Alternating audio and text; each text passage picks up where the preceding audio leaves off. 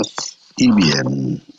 Soy el hermano Jesús María Bezuno Artea, religioso capuchino franciscano, sacerdote católico, y tengo el gusto de estar con ustedes para reflexionar sobre el misterio de la Cuaresma. La semana pasada les comenté esa invitación que nos hace la Iglesia al imponernos la ceniza.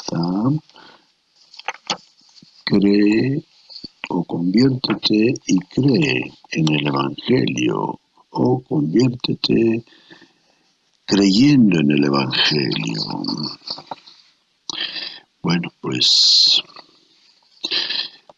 como les dije, la Iglesia quiere y sabe que la conversión del cristiano, como les expliqué, no puede tener otro cauce correcto si no es a través del Evangelio, porque les decía cómo hay otras formas de conversión.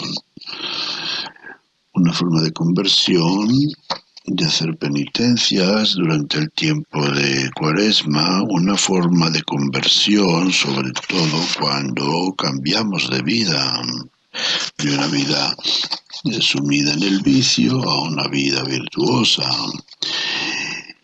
Pero la conversión, como lo vemos en la vida de tantos santos, la conversión cristiana es una conversión a Cristo.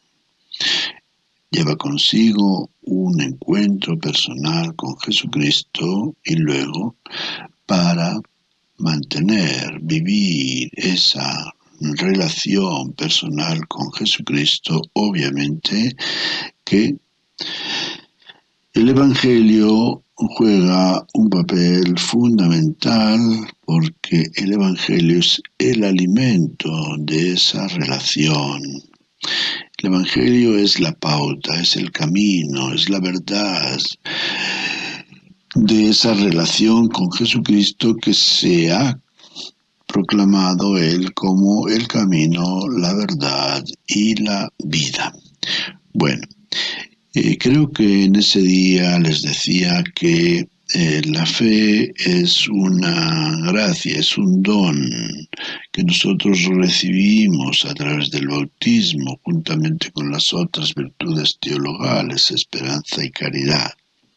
Hoy quiero ir adelante en esta reflexión sobre la fe y ver que este don no es un don, como un regalo material que recibimos. Podemos decir, un don es símbolo de regalo, ¿no? Tú recibes un regalo, por ejemplo, de un anillo, una pulsera, una cadena, y ahí está. Te lo pones en el dedo, te lo pones en la muñeca o te lo cuelgas al cuello y no hay desarrollo en él, ¿verdad? Ahí tal como te dieron ese regalo, así lo conservas. Sin embargo, este don de la fe no se queda en un estado estático, sino que lo recibimos y lo aprovechamos o vivimos en una forma dinámica, es decir, tiene una fuerza interior que va a modelar nuestra vida, que va a caracterizar nuestra vida. Por eso a veces decimos, es un hombre de fe, es una mujer de fe. ¿Por qué? Porque esa fe se manifiesta en su vida. Por eso Jesús nos dice también que, y se lo mencioné, expliqué un poquito la semana pasada, que nuestra vocación como cristianos es una vocación al discipulado, aprender diaria, constantemente de Jesús, empaparnos de su sabiduría, pero Eso lleva consigo también el seguir a Jesucristo, es decir, convivir con Jesucristo, compartir nuestra vida con Él y finalmente a ser sus testigos. Es decir, que se manifieste en nuestra vida esa riqueza. Bueno, pues esa riqueza se manifiesta en nuestra vida cuando obviamente se desarrolla. Y así como Jesús nos dice el Evangelio que crecía en edad y en gracia ante Dios y ante los hombres, también lo mismo va a suceder con este don de la fe, que también va a ir creciendo en nosotros, o si quieren, nosotros crecemos en edad y crecemos en gracia en la medida en que somos capaces de fortalecer, vivenciar o alimentar esta fe, como les voy a explicar después. Esta fe, pues, como es algo vivo, es una fuerza, es una dinámica, no sé, es como si decimos un motor, ¿verdad? Es como un motor, con todas las comparaciones tienen sus límites, ¿verdad? Pero imagínense el motor de un coche. ¿Qué fuerza tienen? Sin embargo, si no tiene gasolina, ese motor no se mueve. Ese motor no tiene ninguna fuerza para mover nada. Entonces también, si nuestra fe no se alimenta de la gracia de Dios, pues tampoco va a tener. Si esa fe no crece espiritualmente en nosotros, tampoco podrá enfrentar las circunstancias, dificultades, retos que haya en nuestra vida como cristianos. Bueno, pues este don de Dios, esta virtud de la fe, se desarrolla en nosotros al paso de nuestra vida de tal manera que podamos llegar a esa identificación con Cristo de la que nos habla San Pablo cuando nos dice: ya no vivo yo, es Cristo quien vive en mí. Imagínense qué maravilla, qué ideal tan hermoso. Que Cristo se manifieste en nosotros, que cuando nos ven, nos conocen, puedan decir: oye, es que me recuerdas a otra persona. ¿Cómo? ¿Por qué? ¿Físicamente? No físicamente, en tus actitudes, en tu modo de hablar, en tu modo de juzgar, en tu modo de hacer las cosas, en el modo de tratar a las personas. Me recuerdas a alguien, no sé exactamente. Y se supone que es a Jesús. Por eso San Pablo nos dice también en la carta a los romanos que Dios nos ha destinado a reproducir la imagen de su Hijo. Y San Pablo también en la carta a los filipenses les dice: tengan los sentimientos y actitudes de Cristo. Entonces imagínense qué retos tenemos ante nuestra vida. Obviamente que esto nos hace entender que ser cristiano no es simplemente ser una persona religiosa, buena, que simplemente vive su vida sin meterse con nadie, sin complicarse ni complicar a nadie en su vida. No. El cristiano está llamado a ser testigo de Cristo y el mejor testimonio es su vida por medio de la cual se cumplirá esa misión que Cristo nos ha encomendado en el Sermón de la Montaña, de ser sal de la tierra y luz del mundo, además de ser levadura en la masa del mundo y de la sociedad. Dar el sabor a la vida, el sabor de Cristo, el sabor del Evangelio. Iluminar las realidades, situaciones de la vida con la palabra de Dios. el dar esa energía interior a la vida como la levadura a la masa para transformar las instituciones, transformar a las personas y vivir con las actitudes de Cristo.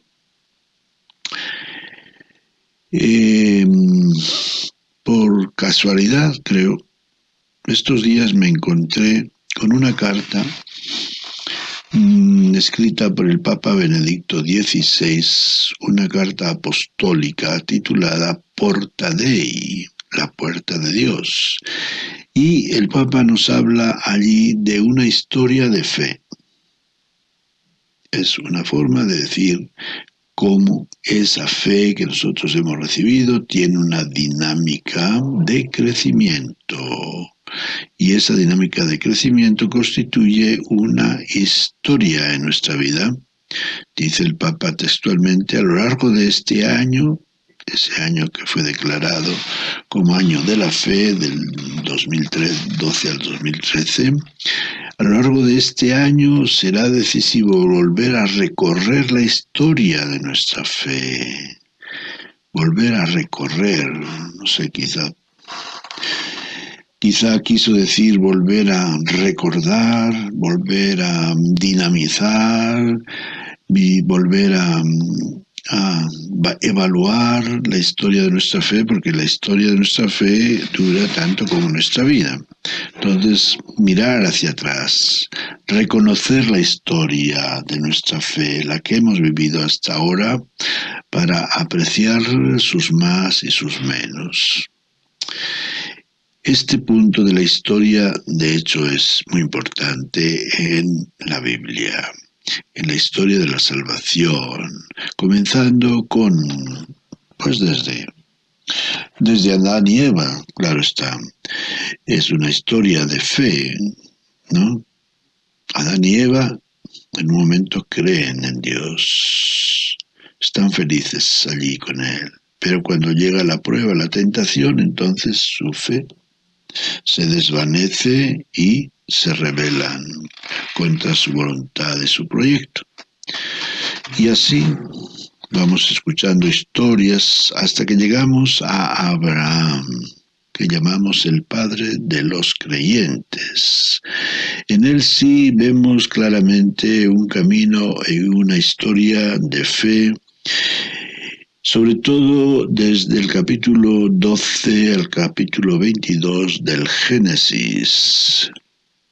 Desde una experiencia de religiosidad interesada en las promesas de una herencia que Dios le promete cuando lo llama y le dice que salga de su tierra y que deje su familia y que vaya a la tierra que Él le mostrará, porque le va a dar una herencia no solamente de una tierra que emana leche y miel, sino también de un hijo en el cual Él podrá poner todas sus esperanzas lógicas, coherentes, de un Padre. Bueno, pues desde ese momento hasta cuando Dios en el capítulo 22 le pide que vaya a un monte que Él le va a mostrar y que le sacrifique a su hijo, a su único hijo, a su querido hijo, pues ha habido un largo trecho. Según los relatos bíblicos, habrían pasado unos más de 30 años, porque fueron 25 los que esperó el nacimiento de su hijo y luego pues ya el niño era adolescente, así que pongamos por lo menos tenía 10 años, de unos 30, 35 o 40 años, que Abraham había vivido una experiencia de fe. Y esa experiencia de fe le había dado la capacidad de madurar a tal punto que se puede fiar plenamente de Dios, aunque le pida que le sacrifique a su hijo. Ese Dios ha hecho maravillas en su vida y sigue y va a seguir haciéndolas. Por eso Abraham, con mucho dolor ciertamente, cómo no, pero va al monte que Dios le muestra para sacrificar a su hijo. Podemos decir pues que la fe es una experiencia de vida, una experiencia que se va desarrollando con el tiempo, con los años. Una vida de fe, una experiencia de fe, una historia de fe, son expresiones semejantes. El Papa Benedicto, en ese documento, en esa carta que he mencionado, nos dice al respecto lo siguiente.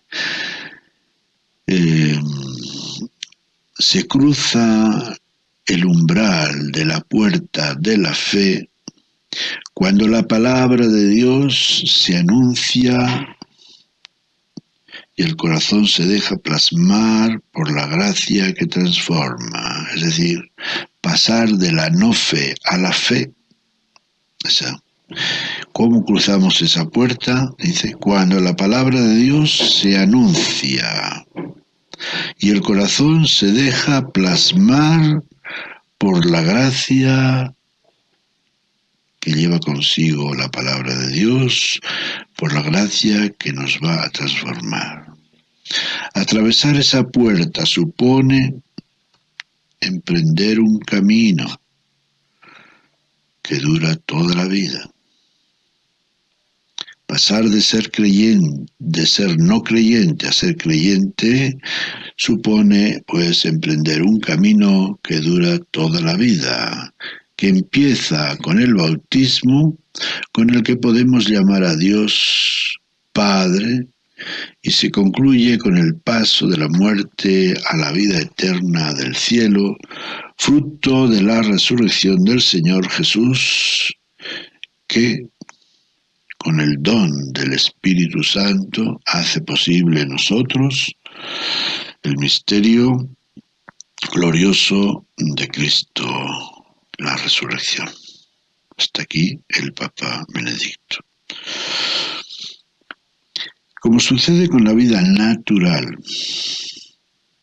así sucede también con la vida sobrenatural. ¿Cómo empieza nuestra vida natural? Comienza en una familia, en una comunidad humana, que tiene unos valores, unos principios, unas costumbres que las vamos asumiendo, los vamos asumiendo y que constituyen una cultura. Todo ello se expresa y celebra en la vida de cada día, en la actividad de cada día y también en algunos días especiales cuando celebramos ciertas fiestas, tanto a nivel social como a nivel religioso. Porque, bueno, la dimensión religiosa es, podemos decir, inherente a la vida del ser humano. Es curioso, bueno, no sé si es la palabra más apropiada, pero hay quien ha dicho pues que la religión era el opio del pueblo, como si se le hubiera administrado al pueblo ese opio para dormirlo, para confundirlo. Y resulta que la verdad es lo contrario. El ser religioso está en la entraña del ser humano y la fenomenología religiosa lo tiene clarísimo. Lo que no es normal y lo que no es natural es perder ese sentido religioso que solamente se pierde cuando se sofoca por sistemas políticos ateos. Cuando se prohíbe el ejercicio de la religión, cualquiera que sea, se prohíbe la iniciación en lo religioso. Entonces, cuando se va destruyendo el sentido religioso de la persona humana, hasta que medida no sabemos, pero por lo que veamos, por ejemplo, después de la perestroika o liberación de Rusia del sistema comunista, hemos visto cómo en todos esos países que estuvieron bajo el yugo del comunismo, que constituían la Unión Soviética, hoy hay multitud de gente que ha vuelto a las prácticas religiosas de sus antepasados. Concretamente, han vuelto al cristianismo, han vuelto a la iglesia. No tengo el dato sobre qué porcentaje de estas naciones es creyente y frecuenta la iglesia, pero ciertamente que es un porcentaje alto. Bueno, pues, como digo, en ese crecimiento del ser humano, ese desarrollo del ser humano, está también el crecimiento en la conciencia religiosa. Todo esto conforma un comportamiento, una conducta y también la necesidad de pertenecer a un grupo humano o religioso. El grupo humano que lo llamamos familia, sociedad, y el grupo religioso que lo llamamos comunidad eclesial, religión, iglesia.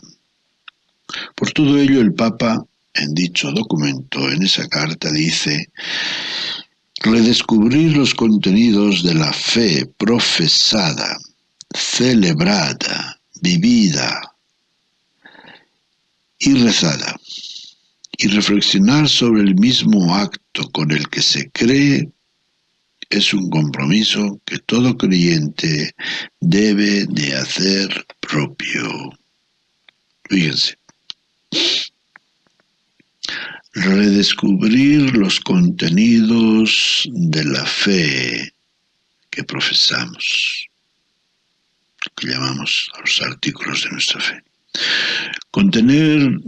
Redescubrir los contenidos de la fe que celebramos.